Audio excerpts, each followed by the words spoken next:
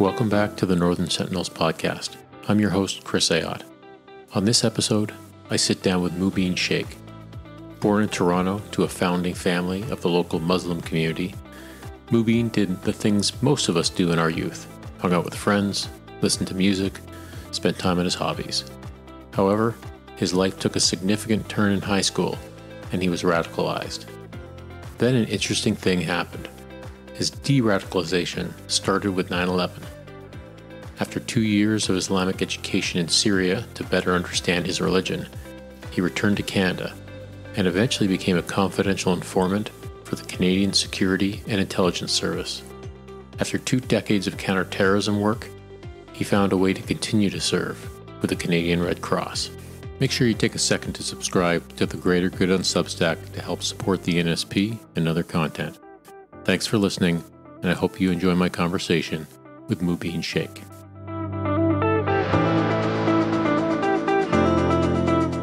Mubin, great to finally meet you.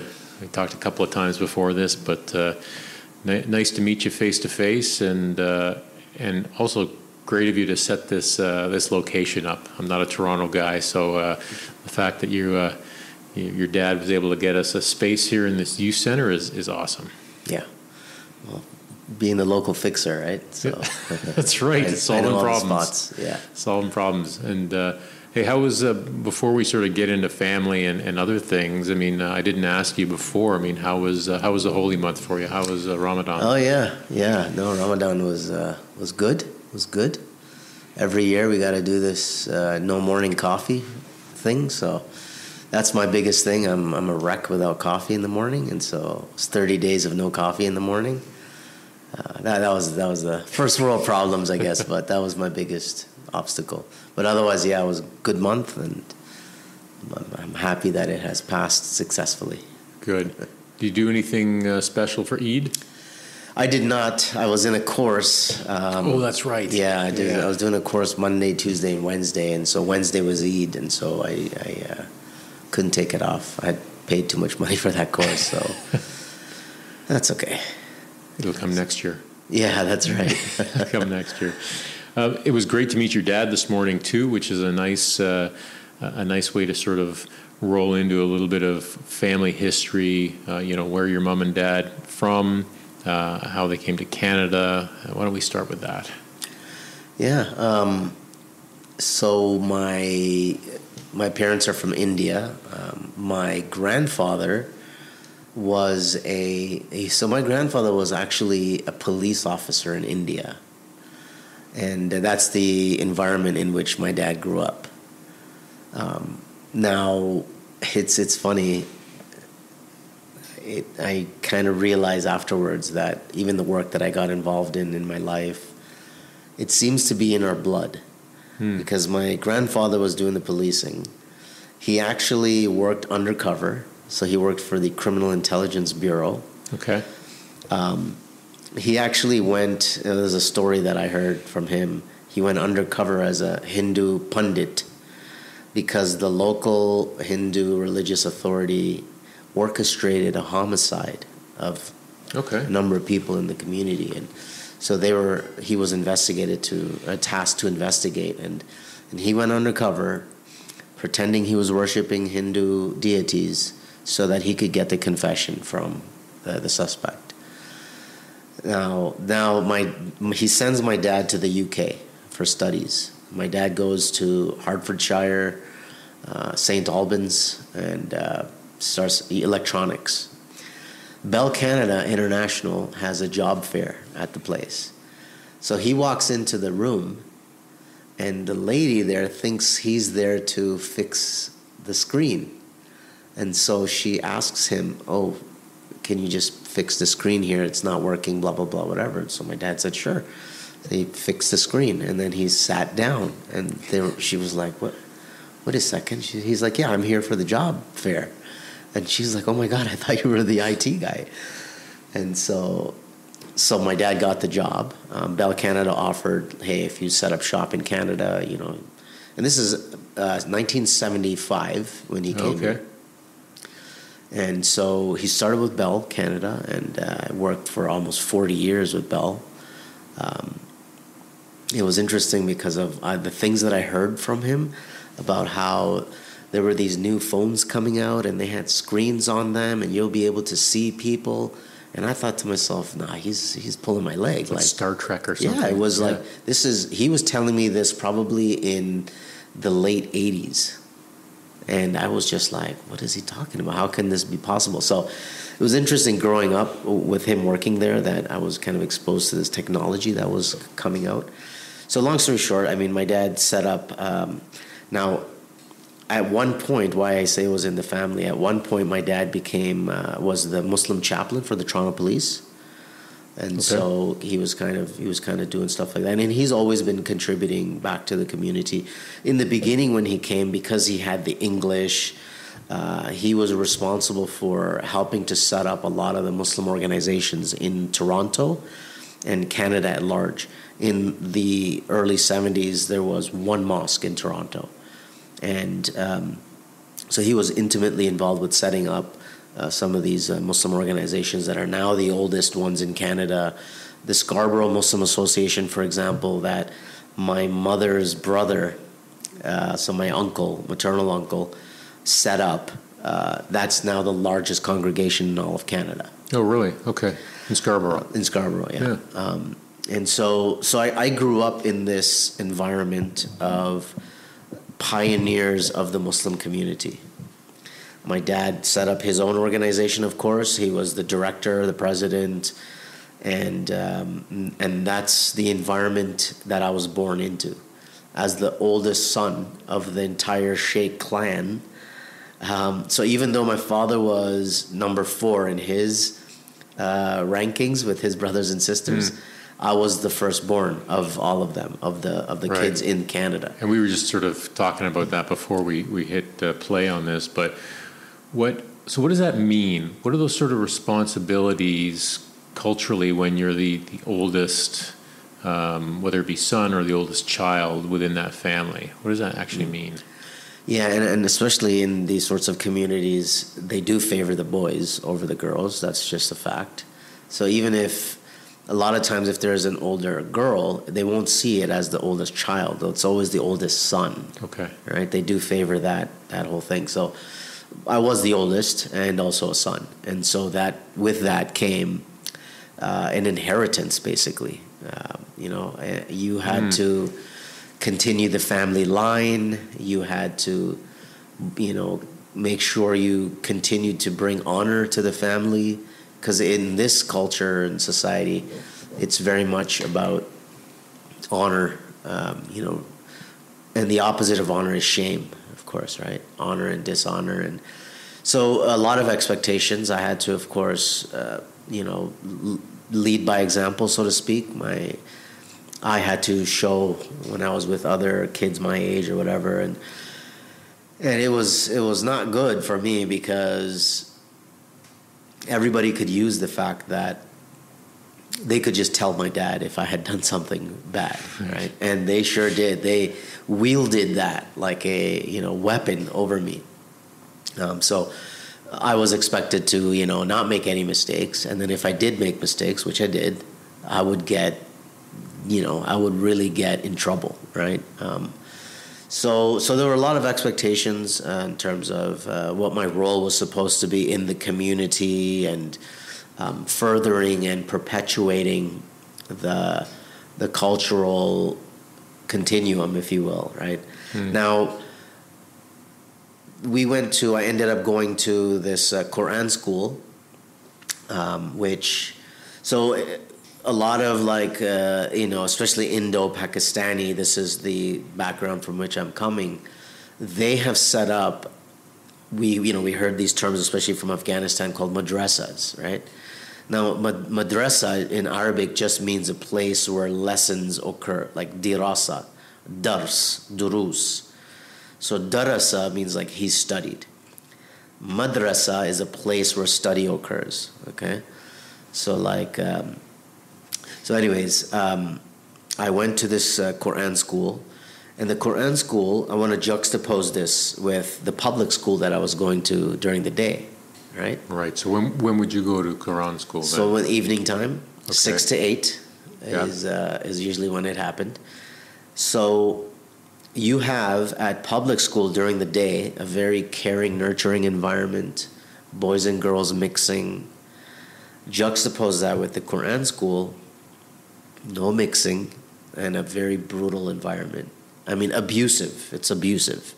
They would beat you, put you in stress positions, force you, and you're as like Indian, you don't learn Arabic. You learn how to read the Arabic for liturgical purposes. So when you stand up for prayer, and in prayer you need to read, this and that. Well, this and that have to be read in Arabic. Right. We don't know what we're reading. We just know how to read it for the purposes of the prayers. So very abusive environment. And I sometimes think in hindsight that this is kind of how the idea of religion as violence was conditioned inside me. This really starts to lay the foundation for an identity crisis that is going to hit me later on in my life. Society is calling me to one thing, and my culture and community is calling me to another. Which one do I go all in one, or can I have a foot in both worlds? Is that even allowed? That sort of thing. And I believe this is one of the most common conflicts that a lot of young Muslims have in the West, having a foot in both worlds and feeling guilty about it. So then I get to high school, and I wasn't bullied or picked on in high school. I wasn't a victim of racism or whatever. We were the cool kids of school. My friends had a metal band called Sisters Cherry, and we were not even. Are they still touring? They're not. Yeah. They're retired. But we were not even old enough to drink in the bars, but yet these guys were playing and winning in this Battle of the Band competition. Oh, the old Battle of the Bands, yeah. It was a very cliche high school life in one sense. Like, right. We were partying all the time, and it was like we had an entourage, and like we were famous, you know what I mean, in our little circle. And so now at the same time, I joined the Army Cadets. So the way that I understand it is, here is a new peer group and also a new value system that's now influencing me and contributing to the creation of my new identity. Learn a lot of great principles and values in the cadets. I was a cadet warrant officer. I became the drill sergeant major. I was an instructor at the Ipperwash Area Cadet Training Center. Me too. Yeah, of course. In those days, right? Like 90s, right? And I was actually there the last year that Ipperwash was in use. So before it closed. I was in rifle company. I was a rifle company instructor, and the indigenous communities that were there actually came on the final parade with their own, what would you call that? Flags and banners. Banners, yes. Yeah. And they basically came on, like after we did the final parade and whatnot, they came on there, and then obviously, we left and everything was done, and then I read about what happened. Obviously, there was a shooting, Dudley George, and so on and so forth. So I had a great experience in the cadets, great experience with the high school. And one of the things that I had learned, I guess, from having gone out with everyone is the concept of house party. So mid-90s, nobody's got cell phones, right? Yeah, true story. The good old days before evidence, I guess. So I had this house party, and you had a house party. I had a house party. Okay. Now my parents were not home; they were out of town. I would imagine, yeah. But unbeknownst to me, my dad had told his brother to check on the house while he was gone, and so while I was having my party, does my uncle have to drive by the house and see? Wait a second. Right. There's something going on here. And so he burst through the door, just lost his mind. And immediately and instantly, my life comes crashing down before my eyes. I'm embarrassed in front of my peers. So is this, there's that. Everybody was there. And then there's, what were the repercussions of being the eldest? And then the shame and the guilt that came from that. You know, they had this, my uncle had a very it's like a form of racism, really, against white people. So non-Muslims, and that's usually racialized as white people. And so he was basically saying, how can you bring these kuffar into this house? People pray here, they read Quran here. And kuffar as in non-believers? Disbelievers, yeah. And how could you do this? You know what I mean? You've defiled the home. Right? You've dishonored the family. That must have been quite the that was like impact. There isn't anything that worse than you can accuse a young kid of. Really, there isn't. And so what happens is I panic in my mind and I think, okay, the only way I'm going to salvage this is if I get religious. Okay. Because I knew, I had been taught, I guess, from conditioning that. And I had known stories of people who were screw-ups and went away and got religious and came back, and they were respected now by the community. And so I would end up, so the community that I grew up in, the Tabligh Jamaat was the most prolific group in the community. The Tabligh Jamaat is I would still call them a fundamentalist group. I mean, they're borderline literalist understandings of the religion. I would even say that in many cases they're separationist. They're in the society, but they're not really in the society. We live for the next life. It's a temporary passing on this earth. So they take a very light touch. They're very good in the fact that they don't talk about politics at all. They don't care about politics. Because their whole thing is, listen, we're here for a short time. You're going to go to the next life, and the way that you lived in this life is going to determine where you end up. So choose wisely. Right. So why would we care about who is the leader and who is the king and who is this and that? We don't care. Because tomorrow they're gone, and tomorrow I'm gone. Right. So why would I spend time on them? What are they going to do for my life and my religion? Like, yeah. So they do not talk about politics, and for this reason, they are able to operate and move in most of the world. So that's an interesting. I mean, I just tend to meander on these discussions, but so they take a light touch on it because this is a transitory life to something bigger. Is the interpretation of this is a transitory life is how different people interpret that element of Islam? How important is that?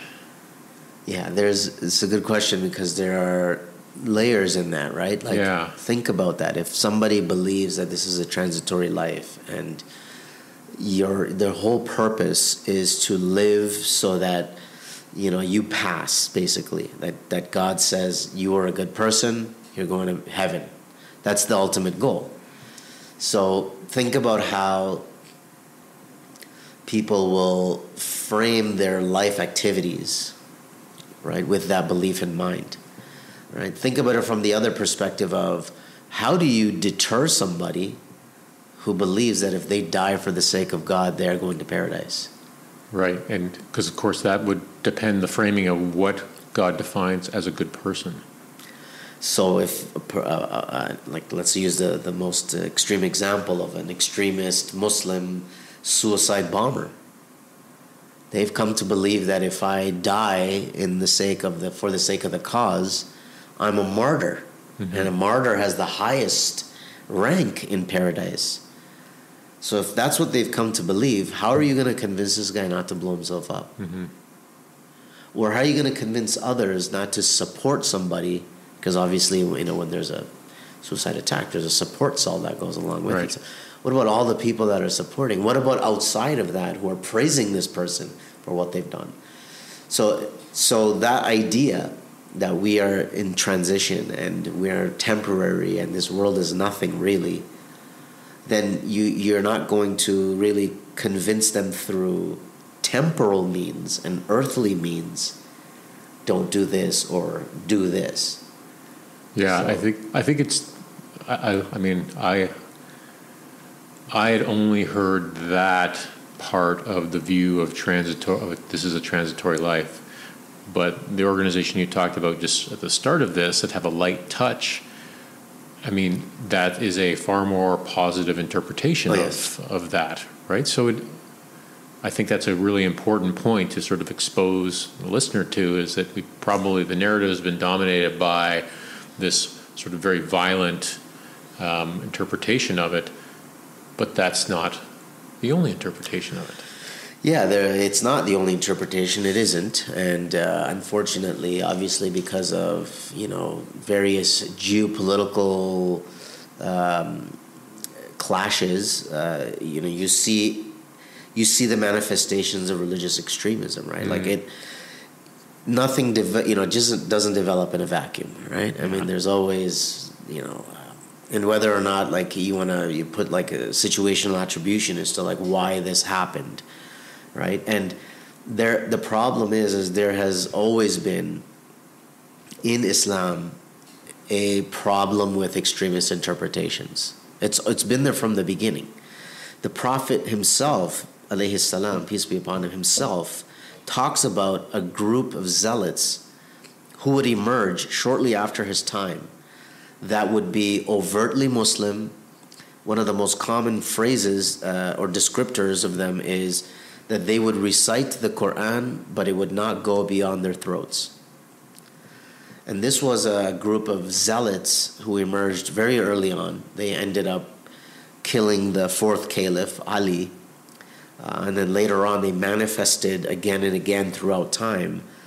They fought the early Muslims. They arrogated themselves to a point where they said, well, not even the disciples are as religious as we are, like that. So that has always been there from that time, and we just currently we are seeing just the modern manifestation of that. So ISIS, Al-Qaeda, these groups, this is what they represent, and they are always in the minority. It's never the majority of Muslims who believe that.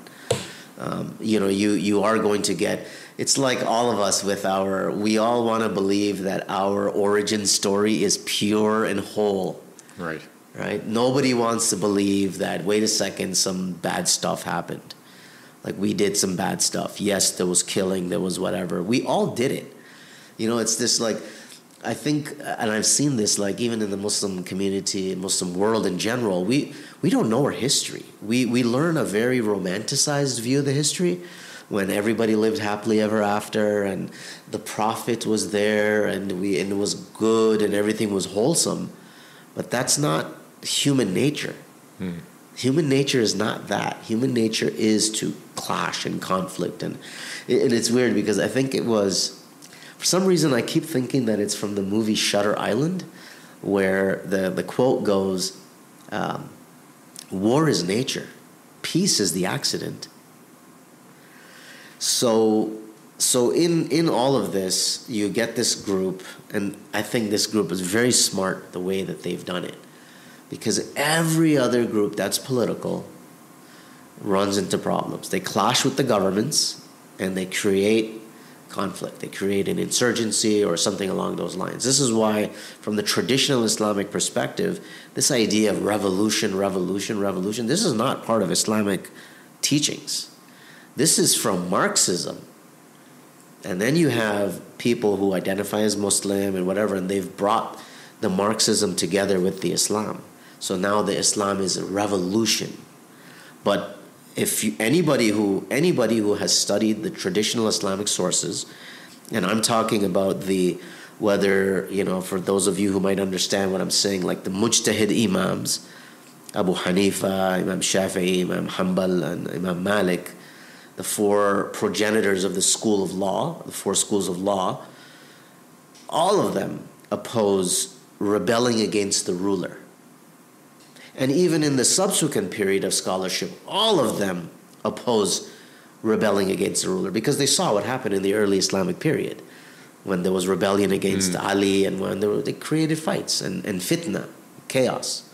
So you'll never find, it's very rare to find, even to make a theoretical argument, like they did make the theoretical argument, what if the ruler is a profligate? You know, he's a Muslim ruler, but he's a profligate. He drinks, he does this, he does that. Even then, they said, well, as long as he's not preventing your Islamic worship, you still have to obey him. Right. Compared to the way in which people have made it out to be, you have to be this ultra pure, godlike, apparently, ruler, okay, who, as long as you, I guess you got a beard and a robe and you got a turban, boom, you're the caliph, okay? So this caricature has developed of what, and so this is where you see all this extremism, right? Taliban, Al-Qaeda, like they're overtly Islamic, like in your face Islamic. It's not just your regular human being who subscribes to this way of life. No. It's got to be in your face, hostile. You know, it seeks to encroach and control. It's become is like a very fascist form of Islam. If you think about it, forcing people to do this, to do that, like so this idea that what this group did is they don't talk about politics. That's out completely. And I love it. I love their understanding. The way they explained it to me is like, why would we care about politics? Like, right. How does that benefit me and my going to paradise? Tell me that. I love the way he's like, if you can tell me how it helps me do that, I will be right there. I will be doing that thing. But here's what we're taught. We're taught to pray, to fast, to give charity, to help other people. He's like, that's the stuff that's going to get you into paradise. We were talking about this at breakfast a little bit, and it's probably just a really good lesson for everybody, you know, whether it's religion, whatever it is, but just look at the things in your life, things that are important to you, and focus on those. So, I mean, the politics piece, right? What is this doing for me? These are my beliefs. What is this doing for me? So whether it has something to do with religious beliefs, or maybe, like we were talking about, like the centricity of friends and family and the things that are really important, and trying to keep those focused on those and not be distracted by so many other things in this world, which is hard.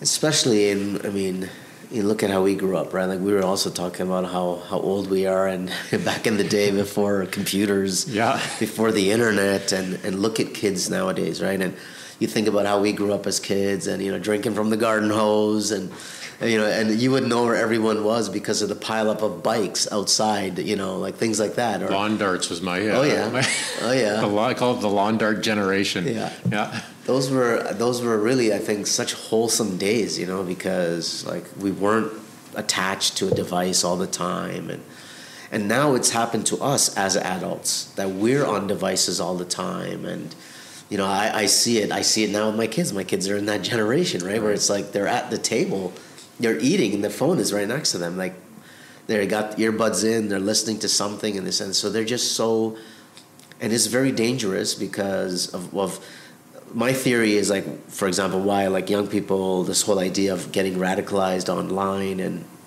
if you think about young people, their brains are not developed yet, right? They don't really mature until they're about 25-ish. And what's happening is we don't learn critical thinking skills in school. We don't learn logic. This is stuff that you got to learn in college and university. So poor thinking, critical thinking skills. Processing speed and power is weak. And so now we're literally inundating, beaming into their brains all this information, complex, inappropriate, just blasting them with it. Is it any surprise that they're not able to process it properly? Yeah. And so and so now we're getting these aberrant deviations of, like, kids are kill themselves because they're being bullied online. Because people are talking crap from school online because they can. So it's like this, what's happened is just, it's just been taken over. It's like their minds are taken over by all these outside forces. And they're not all altruistic, of course. No. I mean, we have state actors that are deliberately plotting to destroy the minds of young people, create conflict, create rebellion. That's what they want. That's what they seek to happen in our society. And you see it happening in our society. This discussion on TikTok and, whether this, and that's just a manifestation. It's just a symptom of a much deeper problem, right? Just in our societies, like we don't want to have control over the content that's being beamed into our kids, and we're complaining about what they're learning in school. Worry about what they're learning outside of school on their phones. Yeah. So we've kind of left off on the little bit of a TSN turning point in your life with the house party and your uncle coming in, and how did you sort of respond to that? Because you'd mentioned that you had some options in your head about what to do. Yeah. Well, so I went down that religious rabbit hole. I said to myself, I needed to get religious. So I would go with this Tabligh Jamaat group, and I spent 2 months in India and 2 months in Pakistan. Yeah, okay. As 4-month, what do you call that? Immersion experience. Right. You just stay in the mosque. You go from mosque to mosque. They have a huge network. How old were you? So I would have been 19 this time. Okay. Yeah, 19. So high school's done? High school's done. Okay. And so 2 months India, 2 months Pakistan. In Pakistan, I'm sent to a city called Quetta. Yeah. And why is Quetta significant for those maybe who don't know? Yeah. So for those who don't know, Quetta is in that federally administered tribal region of Pakistan. It's where the Taliban were staging and setting up. In fact, as I was walking around the local area, and I had the local fixer, if you will, I saw in the distance there was this like mud wall compound with foliage growing out of it, and the way it curved over the wall, it would provide shade along the edge of the wall. Okay. And so as I came up and looked, I saw a bunch of guys sitting there, just squatting there against the wall, basically. So I said, let me go talk to these guys, right? So I walked up to them, and then I realized they had weapons. They had like ammunition belts, rocket-propelled grenades, AK-47, and I thought, these are not Tablighis. And so as I was talking to them, I could see the local guy was getting a little nervous, but I was just, spoiled Canadian kid, I guess, who, I gave them the spiel, I guess, of the Tablighis, which is, if you want to be successful in this life and the next, you follow the orders of Allah as shown by the way of the Prophet alayhi salam. And so they listened to me, and then he says, look, if you want to succeed in this life and the next, you do it with this. And he picked up the AK-47. Now, pause. You got this Muslim kid seeking an identity, trying to acquire it through religious exposure, meets the Taliban. And they are all of that in one. So I became enamored by them. I thought, oh, yeah, hardcore, militant, strength. The Muslims were powerless, we're dishonored, we're getting beat up. The only way to reclaim this glory is to, get more aggressive and that was the mentality. Right. And this is shared. Like, this is not just something that will happen to Muslim people. This is any group who feels that they're downtrodden, beaten, whatever. They will turn to aggression. They will up the game to assert themselves, right? Whether, it's leading to certain death or not, that's what they feel they have to do. They need to assert their identity harder. So it's the double down effect, really. Right. So just for context, because I think this is critical, what year was this? 1995. Right. Okay. This is right before the Taliban take over in fall of 95.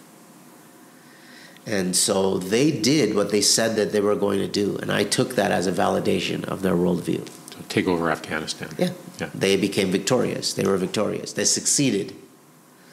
And so I started to clash with the Tabligh Jamaat members a lot because I was all about the politics now.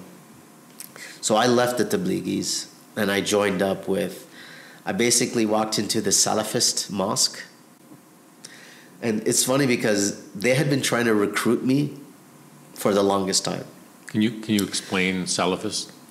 Yeah, so the Salafists, you can say, are it's another sect of Islam. Its origins are really in the late 1800s with Muhammad ibn Abdul Wahhab, 1700s, 1800s, in the newly forming Saudi state. So Ibn Saud and Abdul Wahhab kind of joined forces. This is, of course, also at the time when the British are seeking to dislodge the Ottomans. And so they kind of support this nascent Saudi state with Abdul Wahhab. So though Abdul Wahhab would legitimize the House of Saud, and the House of Saud would make the Wahhabi sect the official sect of the kingdom. It was quid pro quo. Mm-hmm. So the Salafists basically are, I would call them, I call them hyper-literalists, but they're not hyper-literalists, but in many respects they are literalist. Very austere, very strict worldview, very separationist, and their worst trait, I think, is how they delegitimize other Muslims. So they accuse Muslims of being deviants, as if they are not Muslim anymore or not Muslim enough, like they are. So this Salafist sect, you can say, is the root of the vast majority of extremism and terrorism that you find in the world today. In the name of Islam. And this is the mosque you walked into. And this is the mosque I walked into, yeah. Right, okay. Yeah. Yeah, because they were all about the politics, right? Like it's a political Islamist movement at its core.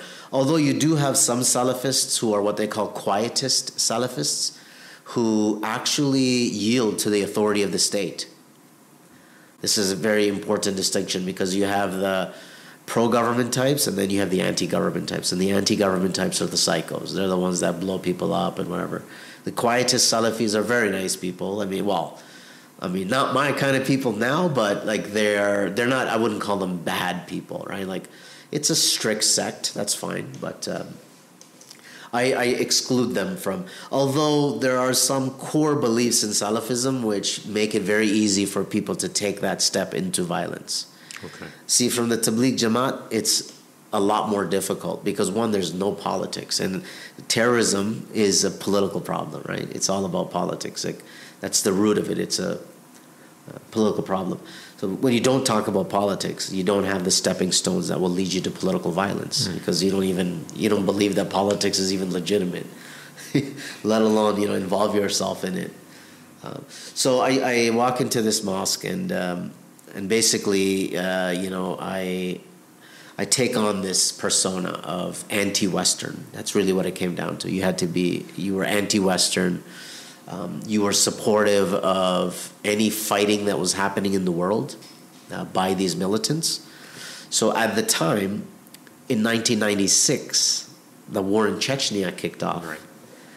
And so when the Russians invaded and they basically razed Grozny, and then so this insurgency developed out of that. And this is where the first jihadi videos started to come out that at least I was accessing. Okay. So it was called the Russian Hell series. I think it went up to number 6 in total. But as we were saying, in 1997, I went to Saudi. So I was actually on my way to India to do a family visit, and my mother's brother, I was going to go with them. Like my parents had gone first, and then I was going to come with my uncle and them. My uncle and them, we stopped and did the Umrah, what's called Umrah, which is the out-of-season pilgrimage. Like you do fewer acts of like rites, R-I-T-E-S. Mm-hmm. You do fewer rites as opposed to the Hajj, which has a few more rites. The full complement, right? Yeah, the full one. Umrah you can do any time in the Islamic calendar. Hajj you can only do in the month of Hajj, Dhul Hijjah. Right. So I went for Umrah and found these CDs there. Right? And remember, these were the days of cassette tapes. I mean, People were spreading ideology and indoctrinating people through cassette tapes. Right, hand to hand. Hand to hand, that's right. Person to person networks. And the CDs were also available at that time. And so I was consuming these videos and these scenes of death and killing and plotting. And so this was my mentality. It was the West was evil. Whatever fighting that the Muslims are doing overseas is legitimate. And that was my mindset and my worldview. 1998, this girl that I knew from high school, Polish background, immigrant, came to Canada on a boat in 1985. I ended up being with her in high school, and like not in the biblical sense. Yeah. I knew her as a friend in high school. Yeah. And then after I came back from India and Pakistan, she got interested in me for some reason. It was weird how that happened. And so we were talking for a little bit, and then I don't know how, man, by the grace of God, I said to her, because she was not ideologically pure, that's how I viewed it. So I said to her, I was like, if your ideas were a little different, I would propose marriage to you. And she was just like, what the heck? And she thought about it for a little bit, and then, we were whatever. We didn't do anything. We were just kind of hanging out. And then she came and she sat next to me, and she's like, okay, I'll do it. And I was like, what? I was like, what are you talking about? She goes, yeah, the marriage proposal thing. I was like, oh. And then I said to her, I was like, okay, well, the only thing I ask, I'm request if you would wear the veil. So she said, look, I'm not ready for that. I don't want to do that. And I don't believe in force. This was my own personal thing because I grew up with force. I didn't want any of that. So she didn't do that. She wore a hijab. And she came, and so I told my dad, who you met, I said, hey, I know this guy who knows this convert girl. So I am the guy, all right? So I was like, I know this convert girl, maybe, It's like an 80s phone-in show. A buddy of mine has this problem. Yeah. That's right. That's exactly right. So he says to me, he goes, okay. He goes, yeah, bring her, and I'll talk to her, and, and let's see, whatever. So I invited her over, and she came, and she was wearing a hijab, and it was the first time I saw her. I was like, oh. She sat, and my dad is very smart. He knows anybody can memorize a rule book. Right. But let me talk to you about life in general. What's your attitude towards this and towards that and blah, blah, blah. And so my dad liked what he heard, and I don't know if he was being polite, but he says, okay. He goes, you know what? If you want to live with us for a few days and a couple of weeks to see how we live, you're welcome to live. And then if you want to make your decision, you can. I thought to myself, wait a second. Did my dad just invite her to live with us? I honestly thought I was having an auditory hallucination. Right. I thought, okay, I've had a psychotic break. Clearly, I want this so bad that I heard these words coming out of his mouth. But it was true, and then she stayed, and then later on in life, I was doing a documentary or whatever, and they actually asked my dad, they like, did you think it would work out? And my dad said no. Right. No, I didn't. In fact, even at the time, my dad would say to me, he's like, Mubin, you got to watch out for these white girls, a lot of these Indian guys, when they hook up with them, it doesn't turn out very good. I was like, yeah, because it's an Indian guy from Indian culture and mentality, and it's novelty for you here to get the white girl, this and that. But I wasn't chasing the white girl. I was exposed to all different cultures and backgrounds. So for me, it wasn't a novelty. It was something that I was conditioned with. Right. I grew up with it. So, and my values are very different. Like I'm not like, I don't have that mentality, right? Because I'm not born and raised there. I'm born and raised here, and I grew up with good values, the Army cadets and like people, So we got married, 98, and I went on this wonderful honeymoon trip. Went to Jerusalem, went to India, did the tourist thing there, and then had my first kid in 1999. Okay. Then 9/11 happens, and where Tuesday were you? morning, driving to work. Yeah. I was working for the Student Loan Center, okay, and heard on the radio, plane hit the building. And honestly, my first initial reaction was Allahu Akbar. Now, that can mean two things. That can mean, all right, Allahu Akbar. Or that can mean, oh no, Allahu Akbar, like, oh God. I'll be honest, it was a bit of both. It was a bit of both. Because America, the evil, they got what was coming to them. But then, as the day went on, I realized this is not good.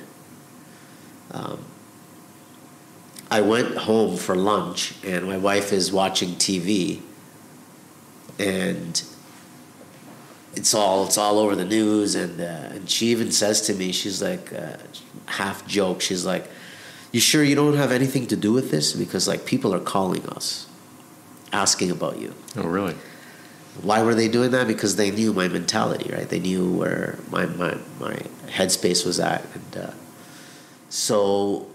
and then later on that evening, I went to see the bad friends, if you will, and they were celebratory. So when people say it's a myth that Muslims were celebrating or some Muslims were celebrating, it's not a myth. It is absolutely not a myth. Maybe what somebody said, one guy said in the media about he saw Muslims celebrating in New Jersey, I don't know how true that particular statement is, but it is true that there were Muslims celebrating in the US, in Canada, in the West. Like, fact. I can tell you in Toronto because I was a part of it. I wasn't celebrating it, but I was there when others were celebrating. Right, you were witness to it. The white guy, Muslim convert who was in the circle was like, "Yo, what the hell is going on? Why are all these cab drivers honking their horns and like they won a soccer game?" Like he was like, "WTF? Like, what is this? Like, is this what you guys believe?" So this started to weigh on me too, right? That like, how could they come up with something like this? Like, I was supporting the Taliban. I was supporting these groups. When Osama bin Laden came up with his fatwa in 1998, I read that fatwa. I was there. We talked about it. We said this guy is the next Amir. He's the leader of the jihadi movement. We knew that. We knew bombs had gone off in Tanzania and Kenya. So a lot of things were happening, and then I just realized, like, you know what? I don't know my religion. I haven't studied Arabic. I haven't studied Islamic studies. So I decided that I would go and study. Now, I thought about going to Saudi, but I was too old by this time, 25, and they want the brains when they're malleable. You don't want them when you're older. So I couldn't go to Saudi. Egypt was too expensive at the time. And it just so happened that the mosque that my dad ran, they were building a dome and a minaret, and some of the laborers that were working there were two brothers from Syria. And they heard that I wanted to go and study, so they said, "Hey, you should go and live. I have a house there. You can live there. I won't charge you rent because you're going to study Islam." And it's So I would end up studying, spending 2 years in Syria.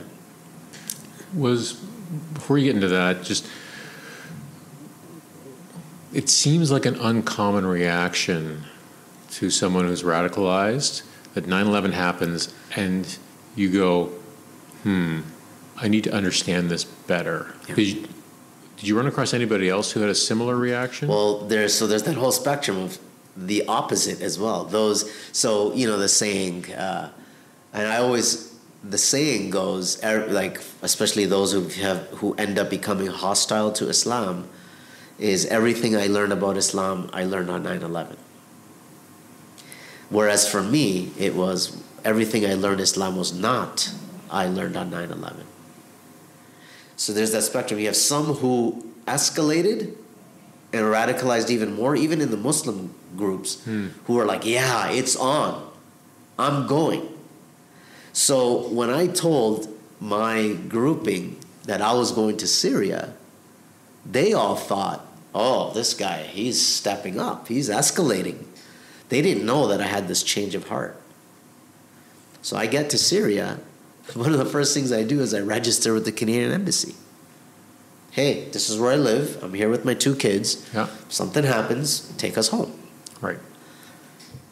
And so spent 2 years there. Was there when Maher Arar was there. Okay, yeah. Maher Arar, the Canadian who was very badly tortured by the Syrian regime because of the U.S. sending him over there. There was because I was in a town just outside of Damascus, and the cop that was there, because I'm a naive Canadian guy, and I go there with my big beard and whatever, and not realizing that in Syria, it's a police state.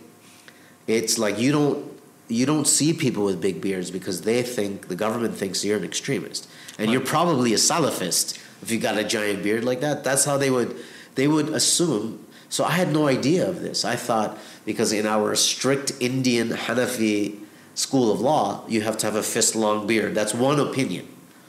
I was extreme, so it was like, this is the only opinion. But getting over there, you realize only the Salafists have big beards. A lot of people thought I was a Salafist, right? Which I kind of was, right? So I was called Taliban more in Syria by Arabs than ever here in Canada, in the West. Because if you're Arab, you're Al-Qaeda. If you're Indo-Pak, you're Taliban. Okay. So I spent 2 years there studying. Just on the Maher Arar case. The cop who, because I was this foreigner in this town that had never seen foreigners before, the Mukhabarat, of course, the secret police, were like, who the hell is this guy? How did he end up in this place? So the cop came to, talk to me, and I was smoking cigarettes at the time. So it was hilarious. I laugh now because the guy whose house it was, his sister and their family lived right around the corner. And so he told me, he goes, look, they'll receive you at the airport, they'll take care of you. And they were very helpful to me the whole time I was there. I'm very, very thankful. And they got to Canada, actually, after, because of the whole... and I vouched for them, right? But the husband, I thought it was so funny. Because he's like, look, come to my house tomorrow. The police guy is coming. He wants to meet with you, blah, blah, blah. I was like, okay. So I came, we sat down, some tea came and this and that. And there's a little bit of quiet. The cop sits and he's like, so my oldest son, his name is Mujahid, right? One who does jihad. And my kunya is Abu, so father of your oldest kid, Mujahid. Abu Mujahid. I mean, that's like the ultimate jihadi name. So the guy he goes, Abu Mujahid? He points to me, he's talking to the cop. He goes, Al-Qaeda. And I was like, oh my God, I'm being set up. Oh no, I'm screwed. And then he bursts out laughing, you know what I mean? Like just whatever, just messing with me. So anyways, this cop was really nice to me, and and then he ended up being promoted, and he got to Damascus. And then sometime later, he came back, and he's like, I just wanted to see you because I heard that they're really putting it to a Canadian. I just want to make sure it wasn't you. Oh, okay. And it turned out to be Maher Arar. Gotcha. So that's an example of what I experienced while I was there in 2 years. Real police state, horror stories about what the government did to people if they whatever. And I came to realize, wait a second, maybe this kuffar Canada isn't so bad after all. Because I could literally stand at the steps of the mosque and rail at the government all day, every day, and nobody's going to black bag me. Nobody's going to put me in a underground cell in which I can barely move for, years. And so... And most of all, I went through this de-radicalization process. I learned from the Islamic sources why these extremist interpretations were wrong. It's not enough to say, oh, that's an extremist interpretation. Why is it extremist? You have to show that it was not held by the early scholars. This is a recent opinion of modern people who are involved in politics and involved in political conflicts. So came back. First week that I'm back, I opened the newspaper, back in the day when we still read newspapers. So what year did you come back? 2004. Yeah, okay. 2004, I returned back. First week, newspaper, front page, first Canadian arrested on terrorism charges, Mubin Khawaja from Orleans, Ontario. Right. Mubin Khawaja sat to the left of me in Quran school. His father was the teacher, the Islamic history teacher in the madrasa that my dad set up and ran. Father was great, very moderate, very intellectual guy. So I read this and I saw a reference to the Canadian Security Intelligence Service, and I thought to myself, this is a mistake. Like, the family is a good family, at least when I knew them. 940 Caledonia Road, apartment 808. I'll never forget where he lived, because we would go all the time. I would go all the time. It was because I lived in the same building at 501, and so it was one of the, because just within the building, I could always go by myself. I didn't need. So I went to the phone book. Remember those things? Yeah. People putting their names and addresses and phone numbers. Yeah. Publicly available at every corner. Absolutely. At a phone booth. Yeah. Insane. What were we thinking? Anyways, in the back on the white pages where the government listings are. That's right. I forgot about those. Yeah. I saw the Canadian Security Intelligence Service, Toronto region. Picked up the phone, called them, said, "Hey, I'm looking at this guy in the paper. I know this guy. I know the family. I said this has to be a mistake." And the guy at the end said, "Well," he goes, "it's out of our hands. If you're reading about this in the paper, it's a trial.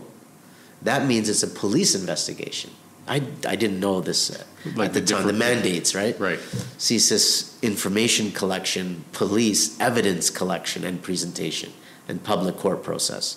So it did start off as a CSIS investigation, traversed over to be a criminal investigation with the RCMP, and now I'm reading about it. But they were like, "Well, the fact that you're calling us about this guy, we're very interested in talking to you."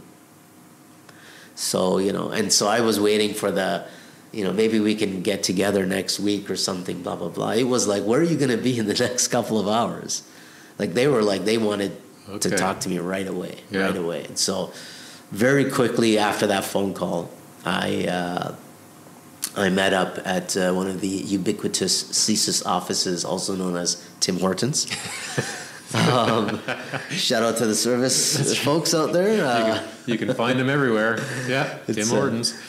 And public space and all that. And so this very government-looking guy came by, and in his Ford Taurus, and so we spoke, and I told him my life story, and he basically, he saw as an officer that I had access to the target community. That was the main thing. That I had the access already. I had the bona fides. My father is this guy. I am this guy. I've gone over there. Like, I've collected a lot of value, currency. So they said to me, look, and I really appreciated the way that they put it to me, contrary to the lies that are spread about the service by certain segments in the community. And yes, you're going to get bad apples. You will, and I know for a fact that they were in the service. There were some not good people. They should not have been in the service, and they actually ended up creating reputational injury to the service as well as financial loss. And I'm talking about the recent, there was a number of CSIS officers who sued the government because of one guy, or not one guy, but one main guy, it's true. But anyways, and that's not what I experienced. Obviously my experiences are not, the definition of all the service. You're going to get good and bad in every group. Mm-hmm. That's the general rule. When I was dealing with them, it was, look, don't lie to us, don't exaggerate, don't try to get revenge on someone. Like, we just tell us the truth. We want to know who's a good guy and who's looking to harm Canadians in Canada. So what's happening right now is I am kind of going back to the value system from the Army cadets. I know it's happening because one is, even when I was eventually, when all this went into court, and I spent 4 years and 5 legal hearings at the Superior Court of Ontario prosecuting this whole case, or participating in the prosecution of the case, when I said that I called CSIS, the judge interjected and says, hold on, who does that? Like, just incredulous. But you can understand who does that. This kid. This kid who grew up in this city and went to the Army Cadets and went there and learned the religion and came back, and that's who calls. And so I didn't never mention money to them. Because that's what the lawyers wanted to say. Wow, didn't you wanted to make money off of this? That's what. Never talked about money. In fact, I loved it because.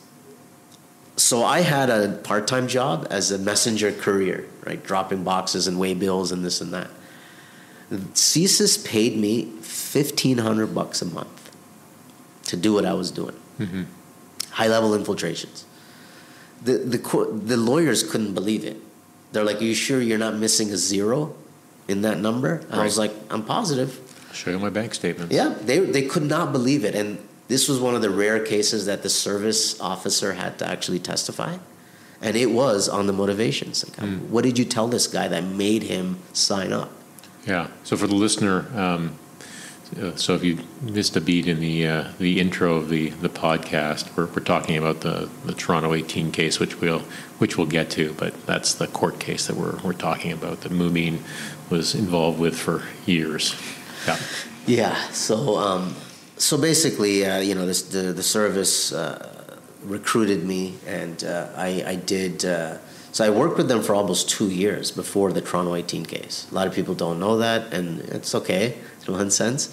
All that stuff, obviously, it's not public. But effectively, it was infiltration operations, whether it was online or on the ground in cyber networks, if you will, or human networks. I was working in both. Seeing who's who in the zoo, and who to target and who to leave alone and why. And so I was doing that for almost 2 years, and then one day, like any other day, they told me, "Look, here's a bunch of guys. Tell us what they're up to." Now, unbeknownst to me, the service already knows what they're up to, but the sources they have are not as reliable, so they can't really go on that. They need a trustworthy source that can independently verify that information. So now, in the beginning of working with CSIS, one of the first things was, and a lot of people don't admit this, so I was polygraphed, right? I was polygraphed. And it was funny because remember when I went to Syria, I registered with the embassy. Clearly not somebody who's trying to hide from the government, right? And like the service guy told me later on, he goes, that lit the bulb in all of us. We're like, this guy is legit. Like, he didn't go there for this or that. Because, in the polygraph, it was like, did the Syrian government send you here to, infiltrate? Or I was like, what? No. He's like, just yes or no, please. I was just like, I couldn't believe that he would even suggest that I would. But I wasn't really thinking at that level. But so it was polygraphed, was, under development, quote unquote, is the term they use, I think. Just doing all these different operations. And then they said, hey, look, here are these guys. And like I said, they already knew generally what they were up to. So they tasked me to go and befriend them at this public event that was happening. Now, by the grace of God, all right, and this happened a lot. And even with the service guy, we would always say at the end of it, it's like, this is the hand of God behind this. The way we were able to do certain things and whatever, it was so perfect. And even because dreams sometimes are important, right, in our culture and religion. And I was deciding, like, what should I do? Should I work with them? And I had a dream that I was walking through a mosque, what looked like a mosque, and it was like dimly lit, and there were like young Muslim guys like sitting against the wall, kind of just hanging out, like hanging around. And as I could see, there was like a line of light under a door at the other end. And so I walked across and I opened the door, and the other side of the door was the service officer. So and I felt relieved when I came in there. So I took that as an indication that go forth, right?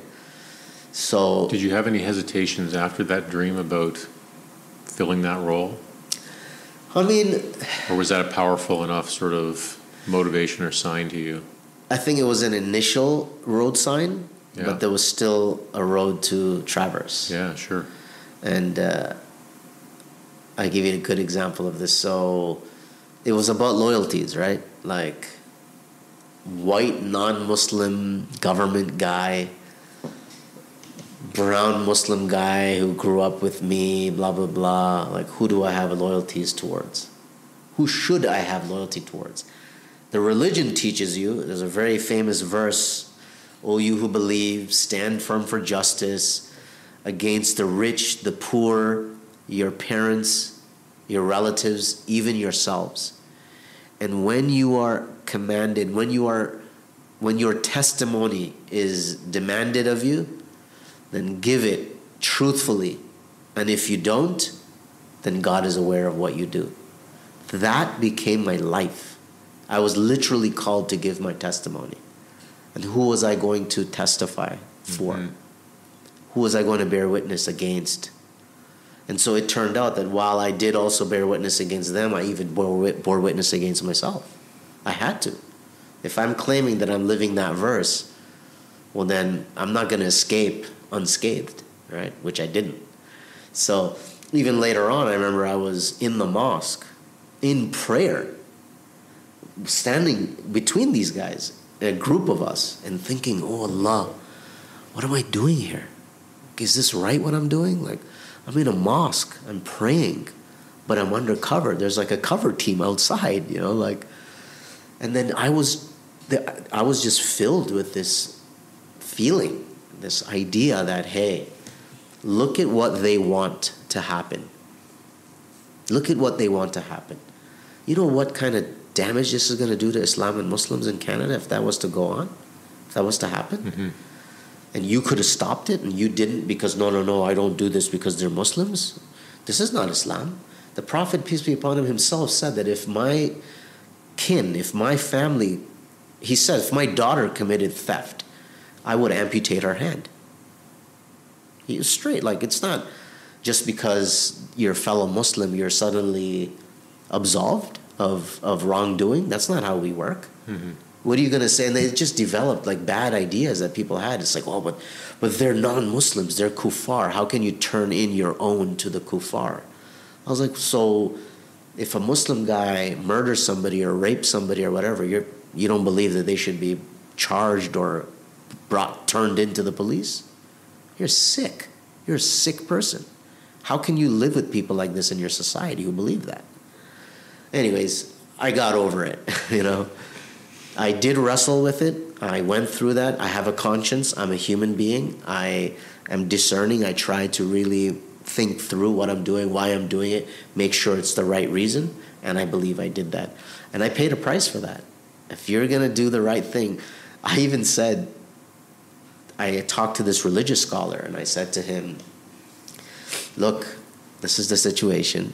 I have the choice of, going public, basically. If I was to traverse over to the RCMP, it would become a public case, and everything's going to get exposed. Nobody knew who I was and what I was doing. But now it was going to be exposed, and so I thought, I'm worried about what the people are going to say. And so he looks at me with this look like, well, you doing it for the sake of God, or are you doing it for the sake of people?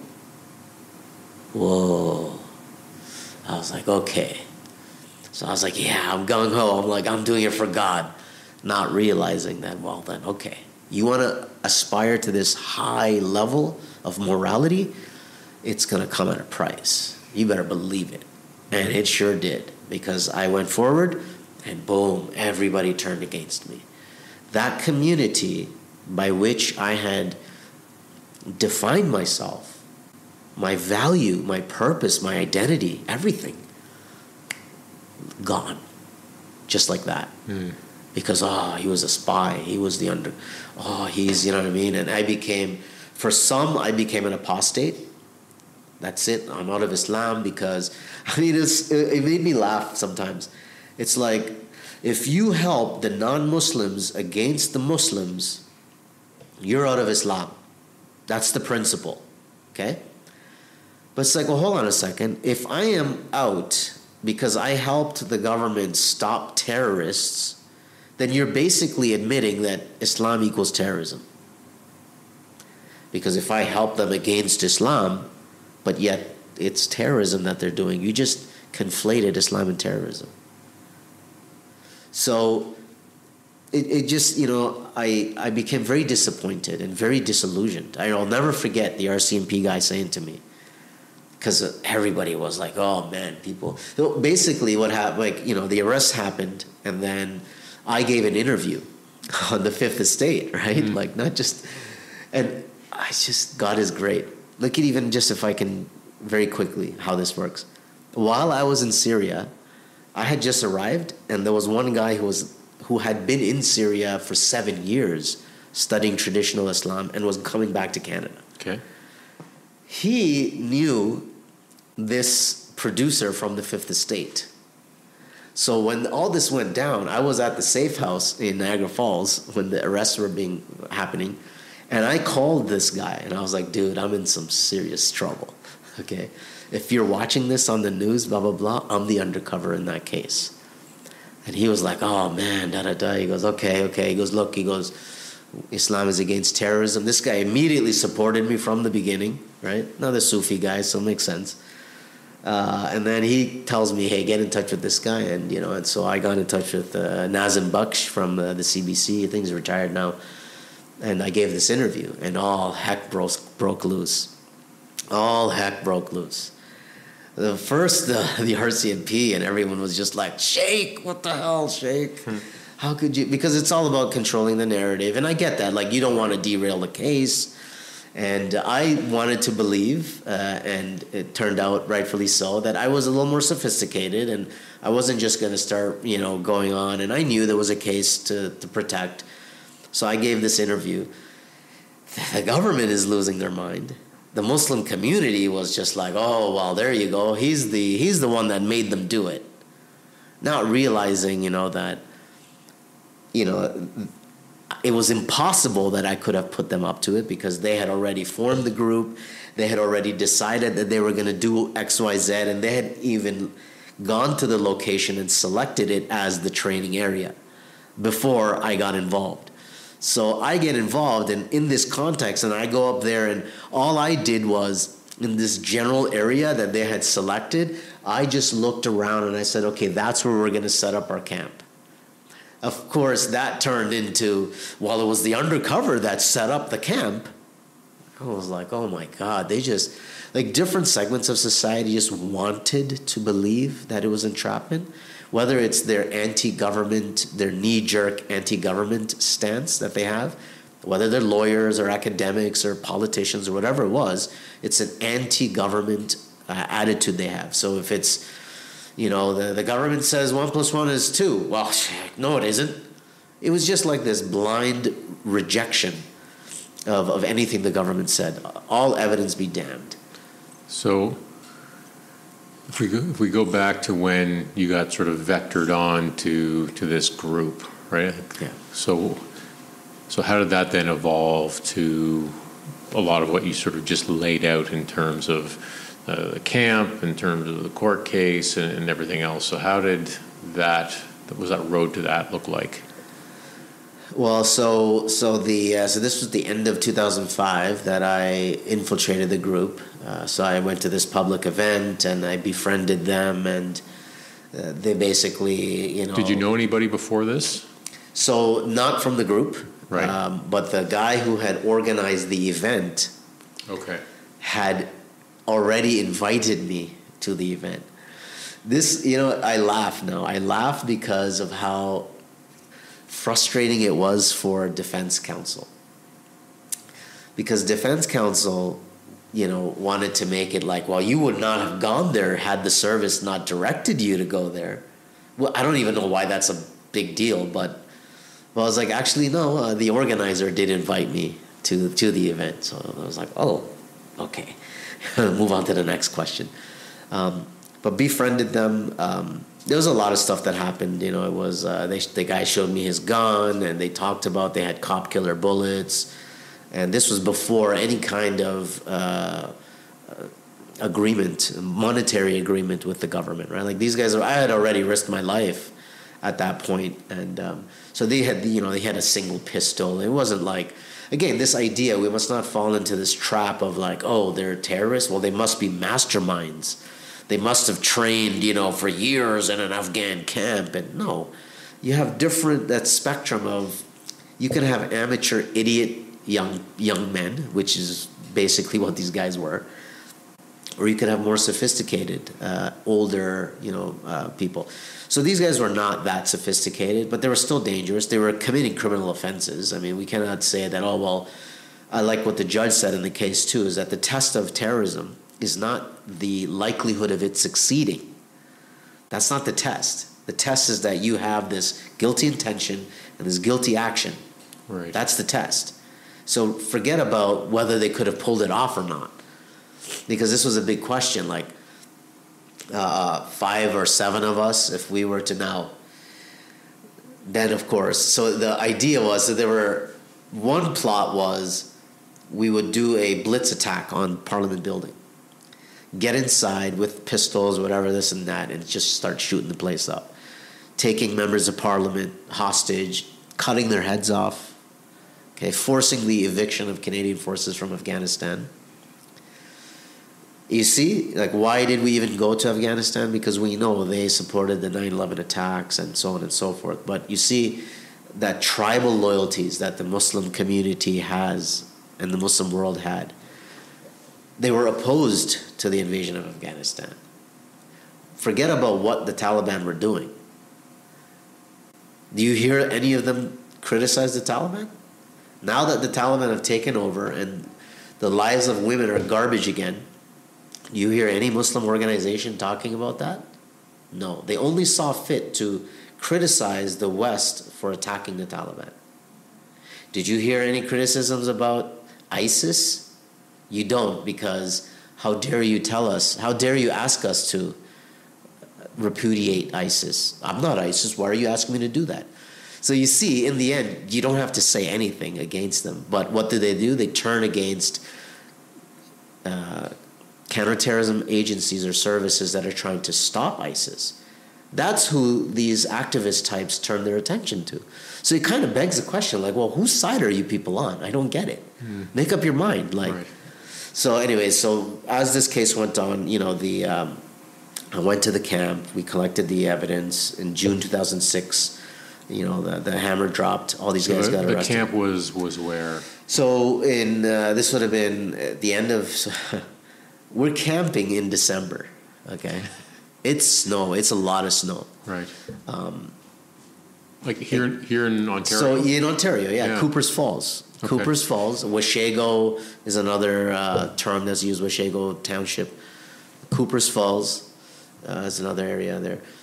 So these guys, they thought it was basically Crown land. Is this supposed to be like a training camp? This is the so-called training camp. Okay. Yeah, it was just in the middle of nowhere. Yep. And what they thought that this was Crown land, and they were going to. They even did this. They made it a point to say, "Look, we are on Crown land, training to defeat you." The narrative, right? Of, unbeknownst to them, because they were amateur fools, is that it was the backyard of. Well, I was going to say his name, but of a gentleman who lived there and ran there was like a farm there or something. It was his land. And he was just like, what the hell is this? So obviously the police had, they had told him, like, look, it's a police operation going on. Don't engage with them. Don't interact with them, whatever. But anyways, up in Washego, we basically we tried to emulate this jihadi training camps videos that we had seen. So Now it was difficult for me. I had to walk this very fine line, which was I couldn't teach them actual tactics and techniques. But at the same time, I had to make it seem like they were learning stuff. You know what I mean? So really, what did I ended up doing? I taught them how to march. I taught them how to mark time. Just basic, and what I framed this as is that I'm like, if you can't operate as a team, as a unit, how are you going to achieve your objectives, right? So you need to build that teamwork thing up first. So that's all I did. I just made it like a cadet camp, basically, and And then even one of the, when we were on the way up to the place, there's a gun shop, right? And so they had told me, they're like, hey, let's come back here and visit this place, right? Maybe get some guns and whatever. Because I have a possession acquisition license. Yeah. And they had an illegal pistol with a sock full of bullets. Sock. A sock. Yeah. It was a sock. We stop at the gun shop, and this guy wants to get a shotgun, he wants to get a long rifle, he wants to get a couple more pistols. Now, me as the undercover, I have to think, wait a second. If I start buying all this stuff, you know what that's going to turn into? Oh, what do you mean? This is the agent that bought all this stuff. These guys are innocent. And so what I thought that, okay, I had all these decisions I have to make. It's like, okay, I can't control when there's like so many firearms. If there's one firearm, that I can control. I'll buy bullets. I'll buy more bullets for this 9mm rounds. I'll control. I was a rifle company instructor. I know how to do the firing line and the safe handling and show everybody immediate action stoppages and red is dead and all that stuff. And I did a safe handling of firearms lesson, which was recorded. What did that turn into? Wow, the undercover is the one teaching these guys how to do all the shooting. I was like, man, you just can't, There's no way out. They want to blame you. They're going to try to find something, right? But they failed in every attempt that they tried, right? So the camp goes on, and then there was an attempt to secure a safe house way up north in Opisataka on a very not so aptly named government road.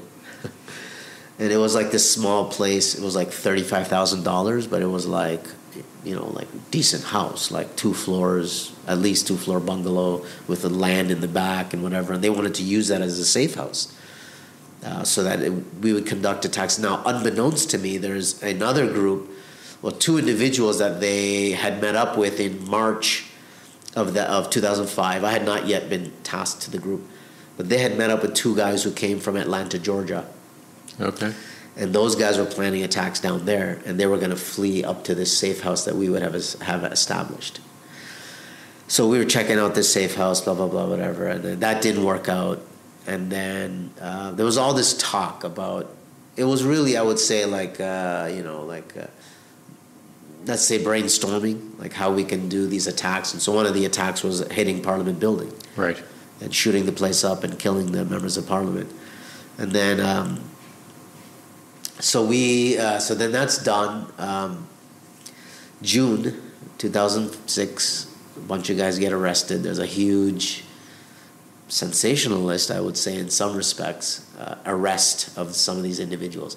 Like one guy he didn't even stay for the whole thing. I think he was there for like a day and a half, 2 days.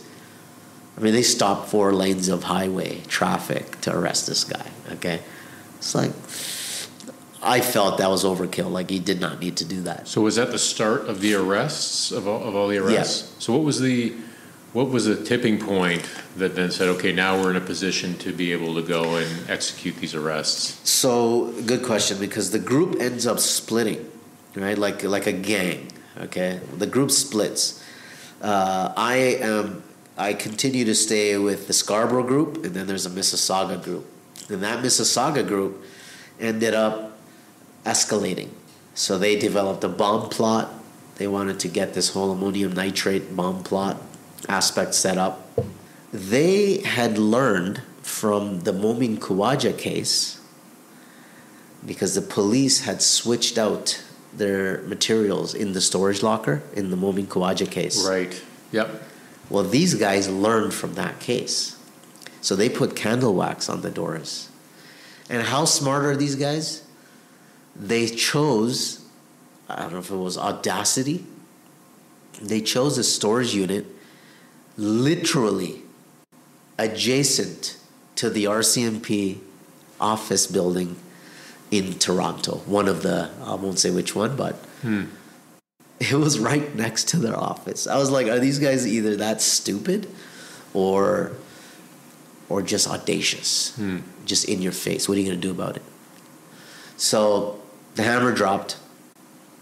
All these guys got arrested. I was whisked away to strategic safe house, whatever. Watched it all happening on TV. I actually thought to myself, wait a second, is this the same case that I'm involved in? Because it seemed like it was much bigger. Okay. You had a bipod mounted sniper rifle on top of the courthouse in Brampton. And I did think to myself at the time, like, really? Like, that's a little bit of overkill? But not really. Because all you need is one vehicle and drive it straight into the front office or the front doors of the courthouse. I mean, you got to put a slug like that in that engine block to stop that car, right? So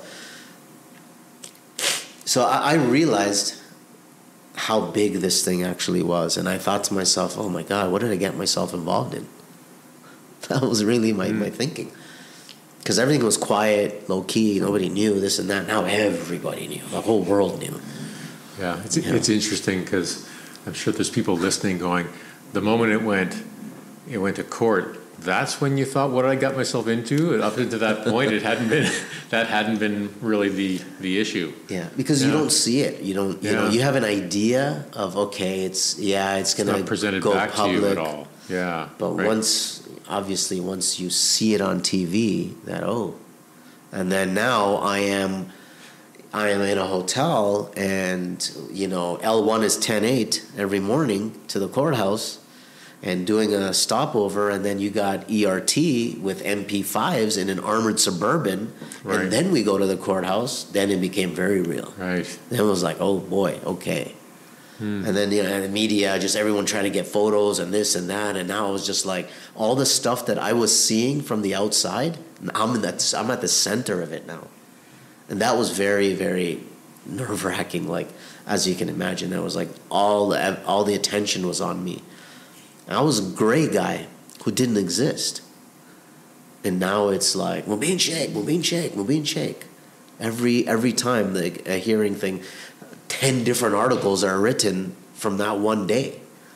You know what I mean? And so having to kind of monitor all those things, and as they were playing out, and making sure that all the pressure that was on me, and then the hate that was coming to me, and all this, it was just like, it almost broke me.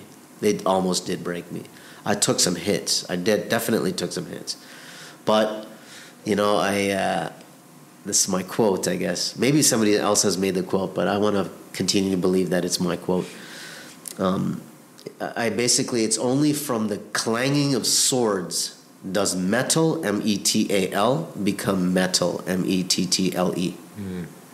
I think what I'd like to do to kind of wrap up is maybe just because you're now with the Red Cross, and I think the Red Cross is an amazing organization, maybe just get a little bit of your sort of your sense or pitch about what the Red Cross is in Canada, what's an organization you wanted to join. Yeah, so of course everything that I say here is my own opinions. Of course. And doesn't represent blah, blah, blah. Look, I see myself as just having developed, I would like to think, some competencies in this topic.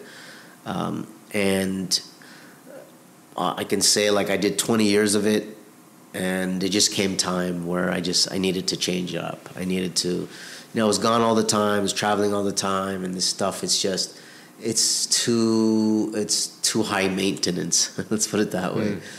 I was like, just with the social media, it was like Facebook and Twitter and this and that, and it just got too much. And I just thought to myself, I just need a change of pace. And I didn't know what I was going to do, and I kind of got worried. I thought about joining the police service, but I was like, do I really want to go down that road? And then the Red Cross was hiring, and there was a position for operations manager for response for the whole province.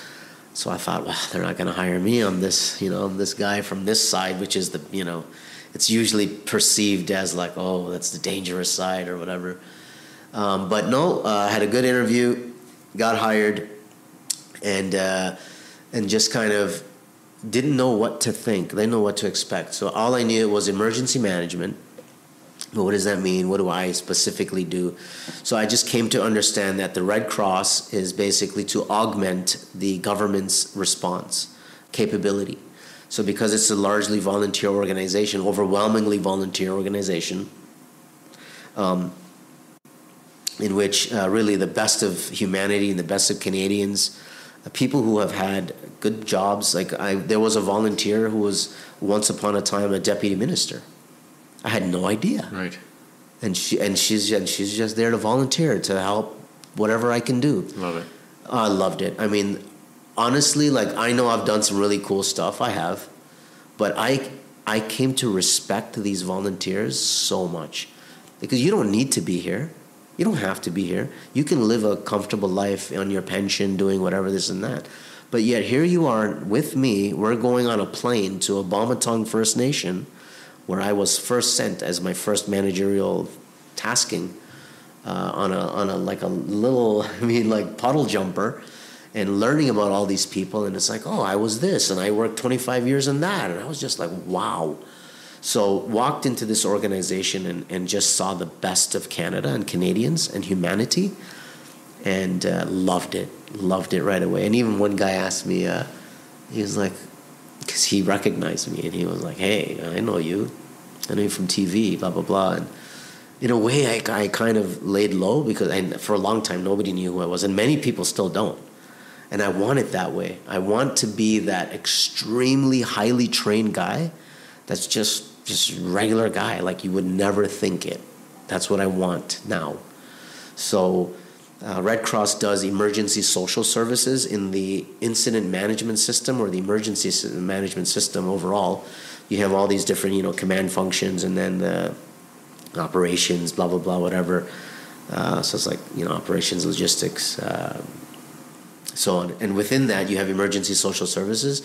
And so that's what the Red Cross does. Disaster response is the main thing. So you have different levels of responses. Level 1, or a personal disaster, it's like a house fire. Few families are impacted by it. They may have lost all their belongings in the fire, their clothes, so we can help them out with immediate needs. So food, clothing, we'll put them up in a hotel for some time, whatever it is. Then you might have a level 2 disaster, which larger amount of people will require a workforce to do registrations. You might have one group in a hotel, another in a shelter scenario, setting up and managing the shelter scenario. Then you might have a level 3. Right now, it's like migrant asylum seekers. Yep. Okay. is the big one. Especially because we don't want to be seen like you have migrants sleeping on the sidewalk outside of shelters. Yeah, optics are bad, but hey, slow down a bit. Understand that our system is overwhelmed, right? The shelter system was for unhoused people, and now it's like asylum seekers coming in, so everything is overwhelmed. And so the Red Cross is now brought on to, okay, well, bring them into a shelter scenario, or in a hotel that's been kind of taken over for the purposes of. And it's very good. Like, they try to get them supports, and I like this idea. I don't like the idea of, if I can go here, I don't like the idea of just bringing in migrants and just letting them go, and that's it. Like, okay, you're here, here's your paperwork, come back in 3 months when you got whatever, this and that. That's not smart. When asylum seekers do come, you want to set them up for success. And so I like the way they do it. They make all these supports available for them. They help them. This is how you write a resume. This is how you whatever. Not the Red Cross, but like a partner organization would do that. But the Red Cross will do this, mental health, psychosocial supports. Very, very good work, I think, for people who have really. So that's a level 3 response. And then a lot of the evacuations that happen in Indigenous communities and things like that is also. There are some other groups that assist and also have that as part of their mandate. Now, of course, with former veterans in the Rubicon, great organization, been doing great work. Actually, there are some people from the Red Cross who went over to that, who were veterans who did go over. So it's not actually out of the ordinary that a guy like me might show up in a place like the Red Cross. Right. And that's what I came to realize. Like, oh, okay, it's actually, you are like. They do understand that if you've been exposed to all these sorts of things. I mean, I can talk to a head of state. I can talk to their aides. I can talk to academics. I can talk to high school students. I can do that whole spectrum. Like, I have that ability. So they recognize all of that. They're like, wow, your experiences are like just off the charts. And I was just like, I'm just a guy, whatever. It's true. Yes, I've done all this really crazy, cool stuff. But now it's like, for, pressure for them and stress for them is like, they don't know what they got to do. Like, we went to Bamatong, and it was like, things are at a slow pace, and it's like, it's not like 9 o'clock, it starts on time exactly like 0900. No, it's let them get the breakfast made. Right. It's 9:25 now, but you sit patiently and politely and schmooze it with everyone, and then when it starts at 9:40, then you sit and you do your thing. You don't, well, we said 9 o'clock on the paper, it says 9 o'clock. Chill out. Yeah. So some of them were like, it was things which obviously I would never consider stressful, but for them it's stress, and for me it's just like, okay. I'm like, so big deal. And so now it's become, wow, he's very cool and calm under pressure, and he's just relaxed, and and so it's a great organization. I've had such a great time working with them, and like seeing all these people and learning the ropes, and just kind of just doing my thing, and it's, let me leave it at this. This is how I said it. It's late at night. I think it's the end of the week. It's the batch of asylum seekers who were sleeping on the sidewalk. It's them that I was reading about in the papers. They're now sitting in front of me. We've set up a hotel. There's a registration thing. So this would have been in the warmer months, because I remember the hotel was air conditioned. So this African lady, frail, very pregnant, comes inside, and the way that we've set the tables around the room, and it's air conditioned, she comes in, it's like, I can imagine how overwhelming it must be. Like, very formal, very whatever. We put all the chairs in the middle, so it's like you're kind of in the middle of the room, and it's cold, and I can see her, and I'm just like, let me just get her a blanket. It seems like she needs a blanket. So I get this Red Cross branded blanket, of course, and I come over, I'm like, sister, can I just put this on you? And she looked up at me with these eyes, and that's when I knew all my sins had been forgiven. So maybe my work with the Red Cross is a way to, I don't know if it's cleanse the sins or whatever, but it hits different when you're doing that, when you're helping people, whatever their situation. You put aside your thoughts, opinions, beliefs, biases, whatever, and you just focus on your job, your task. And you don't need to be, and give people credit. And so it's good for me professionally, even as an opportunity to actually be in a real leadership position, like where you're actually managing people and their payroll and things like that, which I hadn't done. And I'm like, how do you do this, right? And so now it's like this whole thing now where I'm learning a whole new bunch of topics all over again, right? I went down the rabbit hole. I did the incident management system 100, 200, basic emergency management 200. Just recently, yesterday, completed, Monday, Tuesday, Wednesday, was the FEMA course, Federal Emergency Management Agency, on Public Information Officer Awareness course. So I just did that. Doing a project management now certificate from U of T.